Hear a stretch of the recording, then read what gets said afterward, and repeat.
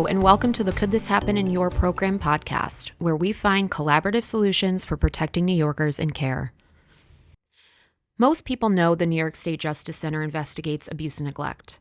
But what many do not know is that at the heart of the agency is a powerful data analytics team, a group of data scientists working to make the entire service system safer. In this episode, we sit down with Michelle McCrum, Director of the Office of Data Analytics, to show how the Justice Center leverages incident reports and case data to identify systemic dangers. Discover how recognizing a dangerous trend led to direct, actionable changes that have protected countless people supported by New York State care systems, proving that sometimes the most effective tool in the fight for safety is preventing harm before it happens. All right. Well, welcome, Michelle. Thanks so much for joining us today. Can you introduce yourself and your background to our listeners so we know a little bit about what you do in the data world? Thank you for having me. So I'm Michelle McCrum. I'm the Director of the Office of Data and Analytics here at the Justice Center. So our role in this agency, and mine specifically, is really all things data. So from making sure that we're collecting the right information for the right reasons, to education about how data can be used to promote the mission of the Justice Center. So about me, I started at the Justice Center about 8 years ago, also in a support role on kind of like the project management, database update world, and have kind of found myself back to my passion of data and, really growing the data capabilities of the agency. Awesome. So many of our listeners know the Justice Center and they automatically will go to investigations. They'll go to maybe our advocacy services, maybe quality management. Can you speak a little bit to the data side of things and the role that your team plays in that mix? Yeah, no, that's a great question. So everything that you said in some way has a foundation of data and information, but our role specifically is a support unit for both internal Justice Center operations and also supporting external partners, external agencies, so our mission is to empower the Justice Center to make informed decisions by analyzing data, sharing insights, and also keeping our data tools running smoothly, right? So more of that technical side of things. Our day-to-day looks like working very closely with the Justice Center's business units to build those data skills. That's the education component I talked about. Support operational goals and make sure that the data that we use is accurate, consistent, and used in the right way. We help people just really understand what is data, how can we use it better, how can it support decisions, and ultimately, how can we use data to better serve the populations under our protection. So when we think about the Justice Center, I think something that is often forgotten about or overlooked, that was a really key part in our foundational history, was the fact that we were able to sit in a unique position overseeing all of the provision of care in New York State and analyzing the data system-wide to aim to create a safer New York. So the thought process there is maybe there is a trend or an issue that's occurring in the OPWDD space, but it may also be an issue that we see happen and occur in OASAS settings or in OMH settings. And for that reason, we are able to take that kind of cross-systems look. And I think that's the very important piece that your team is able to provide. So all that's to say, can you tell us a little bit about what this universe of data looks like and what kind of data we house here at the Justice Center?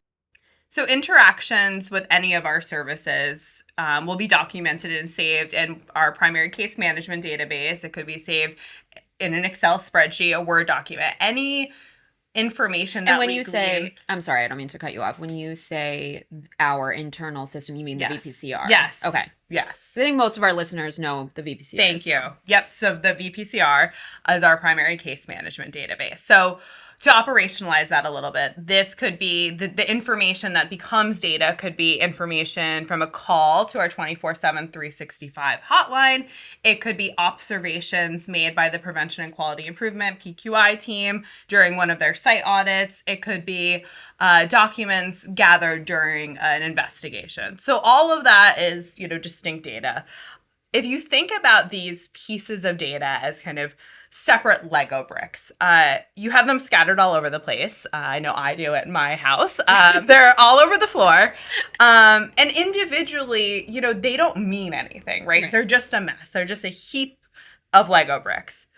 But if you think, again, going back to the different information that I mentioned, our team helps take all of those Lego bricks that are sitting on the floor, or in this analogy, sitting in our case management database, and we help build them into something meaningful. So now the pile of records becomes a meaningful insight. It becomes something with clear actions, contextualized.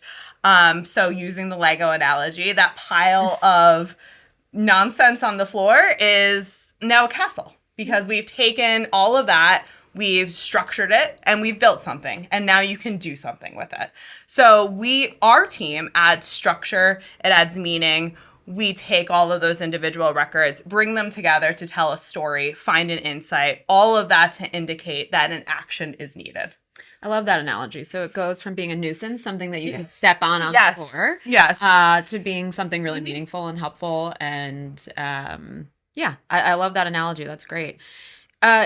Well, bring us through, though. So one of those Lego bricks, bring us through a single report or an incident that then is brought to your team to say, hey, something else is going on here. Can we dig deeper? What does that exploration look like from your end to then lead to systemic issues? Yeah, sure. Another great question. So, a while back in, I think it was grad school, I learned about the relationship and the differences between data, information, and knowledge. So data, again, could be that Lego brick, but it's really just raw, unprocessed, individual, distinct records.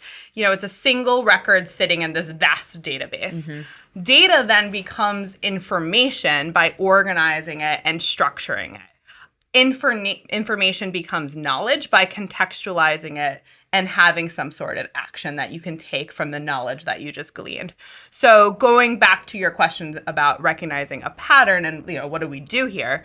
Let's use an example. So let's say over the last 6 months, there's been 12 incidents or calls placed to our hotline by provider A. So on their own, that's just 12 distinct records sitting in our database. Our team will help kind of make that more useful. So first, our analytics database will help structure them in a more useful way. Now those 12 records are on a dashboard, and now they're information, right? Mm-hmm. So we now know, okay, here's something, but what is it? How is that information presented? And, what's the context? And that context is when that information becomes knowledge and it becomes actionable and becomes a pattern that the Justice Center can do something with. So let's take those 12 calls, and now we look at it in the context of our analytics, and we say, well, that was actually 12. Of those 12 calls, there were 7 abuse, neglect, substantiated findings. So now we're diving deeper. And what we're seeing is that of those 7 abuse, neglect, substantiated cases, 6 of them were actually failure to maintain professional boundaries. So what does that tell us? That tells us that provider A has, there's something going on here, right, and there's an action needed. Is it training? Is it a refresh of procedures or better documentation at provider A? Whatever that action is, the Justice Center and the provider can now take intervening action together to mitigate the risk of more things happening and mitigate the risk of these things happening again. Well, and I think that's the unique piece and the role that we serve. It's a great example because it's the behind the scenes part of our work that no one really sees, right? Us working collaboratively with providers, with the SOAs that license or operate them to find that collaborative solution to an issue. Hey, we've identified this. How can we help support you to make sure it doesn't happen again? And that leads to that culture of safety that we're really trying to create here Mm-hmm. in New York State. Right. And also that culture of partnership too through Mm-hmm. information Mm-hmm. sharing. Mm-hmm. Um, it- so how would you say, I mean, you kind of alluded to it, but that systemic approach, how is that helping more than, a systemic look versus just taking an Mm-hmm. individual case? I mean, I Yes. think we all know and we're very mindful at the Justice Center that mistakes happen. So Mm-hmm. it doesn't Sure. necessarily, just because there's something that occurred, it doesn't necessarily mean there's a huge problem or even it's a bad program. It's just something occurred, we need to fix it. But when does it become more of a systemic issue? And why is that a better, a more problem-solving approach than just looking at individual cases alone? Yeah, so I mean, I think a systemic approach is very similar to a preventative approach. It's about stopping the problems before they occur, which is, I think very much what you're saying. So the patterns that are identified because we're seeing the same thing happen over Mm-hmm. and over again. And to your point, it doesn't always mean that it's a bad actor. It could mean that something just needs to be strengthened, that a control needs to be put in place. Looking at this information kind of more at a 30,000-foot view, which is kind of the more systemic approach, can really help us identify some factors of this pattern. So we look at, what's below the surface a little bit, what's causing this. And causation is, a tricky word, I think, in Right. analytics, but it at least gives us some contributing factors. Contributing factors that we can say, hey, this is more likely to occur when X, Y, or Z happens. And then the Justice Center can help expose that information and share that information and educate the providers to say, okay, well, here's some tools, here's something, to reduce the risk of this happening again. So if we just look at individual cases on a case-by-case basis, we're missing those contributing factors. We're missing those trends, the seasonality, the repetition. Yep. That is how we turn kind of insights into actions. And I think, even beyond that, it's okay. We may not know. We took it this far. We found the data and the information that's saying this is a problem. When we show the providers or the SOA, the licensing entities, they may know the more of the causation to that problem because oh, yes, at that provider, we have had turnover more frequently than not, or we need to re-up our training in that area. So I think putting the pieces together, so to speak, marrying our data with what is received by the provider and arming them with the autonomy to then take that and make change. Yeah, and I think that's a great point. I think it goes back to that difference between information and knowledge and how context and partnerships can really help provide that path to knowledge, right? So there may be instances where we have the data, we have the output of that data, but we're missing the context. We're missing, the understanding of why. And that doesn't just have to be the Justice Center, and nor should it be, right? So I think you're absolutely right. Leaning on those partnerships, having a collaborative approach of sharing that information to become knowledge, to become action. So about a year ago, we launched a toolkit on choking prevention. So that we noticed an uptick in cases related to food choking incidents. And I think this is a good example of your team kind of stepping in and providing some insights on what is the actual universe of this issue. Is it really an issue? Yeah. Is it specific to one service setting? And what are the contributing factors there? So can you talk us through that discovery process a bit, and how your information kind of led to the development of that toolkit and the it led to real change happening. Yeah, thank you for asking about this, because I think this is an excellent example of how the Justice Center is using data collaboratively to drive our mission. And I'm going to keep using that partnership in context because I think it's critical, right? I agree. Yeah. Can't, data analyst, we have a lot of information, but we don't have the knowledge and the day-to-day, provider world or whatever it may be. So this is a great example that highlights how valuable that those partnerships can be. So I mentioned earlier, we work very closely with internal colleagues, you guys being one of them, but also our prevention and quality improvement team, aka PQI. So PQI asked our data and analytics team to take a look at trends or patterns related to choking incidents. I think anecdotally they see, there's something going on here, right? Like there's something more that we could be doing here. So the question posed to us was very simple.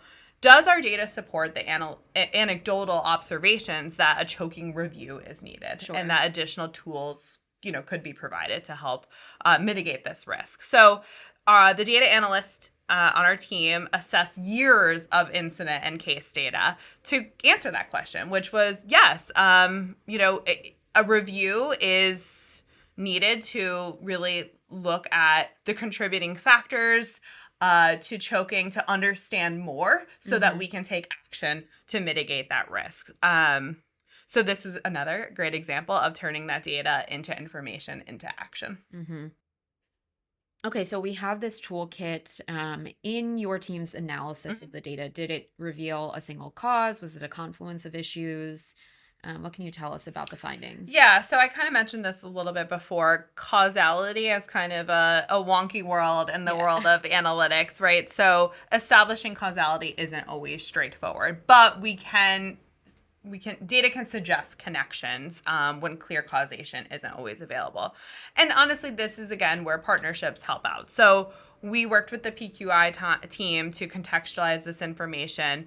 From there, we suggest likely drivers of choking. So in this specific situation, in this specific review, we looked at information collected during site visits. We looked at the policies and procedures and training. And what it all came down to really was suggesting additional training for staff on food preparation and responses to choking related incidents that would minimize poor outcomes. So, we know that there's more to this, right? We know that people with developmental and intellectual disabilities are more prone to choking. Sure. So it's about contextualizing and understanding contributing factors, kind of figuring out, well, how can we control for that? And then see, okay, well, are there contributing factors that are in our control? And by R, I mean the global R, right? The royal R, whether that be the Justice Center, the state oversight agencies, or the actual provider themselves. So how can we kind of cull those actionable insights out, and how can we operationalize those? And that comes to the toolkit, and that comes to additional trainings, and all different types of materials, and just little things that kind of add up in the long run. And then now that those interventions are in place, what steps are we taking to track the effectiveness? We have the toolkit, we have the intervention from our prevention and quality improvement team, who again conducts site visits, interacts with the provider community very frequently on quality management issues. So what are the steps that we're taking, either your team or their team, in addressing the concerns found? Yeah, so now, that the interventions are in place, we just need to keep monitoring, right? We need to understand the impact of these interventions, the impact of these tools, the impact of this additional knowledge or training. So since the original analysis, we've actually made some refreshes to our case management database, the VPCR, to collect more granular details on an incident in a more effective way, so that we can keep digging in on, what we're seeing here. So this allows us to continuously monitor trends related to choking incidents against the baseline of the original analysis, and the effect and impact that all of this has had. But always part of that analysis is to control for those contributing factors. So the choking prevention toolkit is a great resource. It's available on our website. I'm going to link it up in the podcast so that everyone can download and see kind of the fruits of your labor. Yes. But yes, great example there, I think, for our audience to see how we take one data point or a multitude of data points and extrapolate into something that's a real actionable change. Right. And then it never stops, right? It's continuous. Yeah. It's just a loop that we say, okay, we delivered something. Well, what happens next? And what happens now? And did it move the needle? Are we seeing a reduction or an improvement, depending on what it is? We solved it. Check. Right. Exactly. So if you had to summarize in one sentence, or maybe if a few sentences in one sentence, it's pretty tough, the most important takeaway that folks listening here can take about our approach as the Justice Center to data, what would it be? Yeah, so I think it's definitely not going to be a sentence. That's We believe in the power of data and the value of data as a critical tool in our toolkit to fulfill our mission. So, the Justice Center uses our data in a protected and intentional way to understand why things are happening and how to inform ways to stop it and, protect the populations that we are charged with. All right. And why do you think it's so important to bring this culture of analytics to the Justice Center's work? Yeah, this is a great question. Again, how much time do we have left in this podcast? Because I can go on forever. I'm just reeling out the good questions today. So this is actually really an important question, one that I feel really strongly about. The Justice Center has invested in the value of data really by just having a dedicated office of data and analytics. This is critical and it sets us apart on its own. One group of analysts will only get us so far. Going back to my favorite Lego analogy, it's great. I love it too. It's great we have Lego builders, right? We have a team of Lego builders. But if that's only in one small part of the organization, it's only going to get us so far, and we're still going to have heaps of Legos on the floor and not a lot of castles. So we need everyone in the agency to have the same tools in their toolkit doing their daily work. Using data in a meaningful way doesn't have to be creating a fancy dashboard, right? It's about knowing that you should be looking for patterns and how to look for those patterns. It's about understanding that, the input of high quality data leads to high quality analysis. And it's about just knowing how to interpret information to turn it into knowledge. So the culture of analytics really is about asking the right questions. It's about knowing how to objectively use the data to answer that. And it's about taking those insights and turning it into action. So that's the culture the agency is building. It's about being curious. It's about thinking critically. And it's about investing in our workforce to do these things with innovation and curiosity and intention. And I think that's so important. And Michelle's team has done an amazing job in, helping our staff really use data in a way that tells a story and is shared appropriately. I know I'm often like, here, can you look at these charts in this slide deck and let me know if this is correct? But it really is, going back to the context, it's about responsibly sharing data in a way that doesn't expose the wrong information or paint an incomplete picture of really what's going on. So I think you've done a great job in managing that. And your team. I have a great team. Well, we've been talking to Michelle McCrum, the director of the Office of Data Analytics. Thank you so much for joining us today. Thank you for having me. I expect everyone to be banging down your door for all the data. Thank you for that. As a result of this conversation. But thank you so much. And thank you for having me. Of course.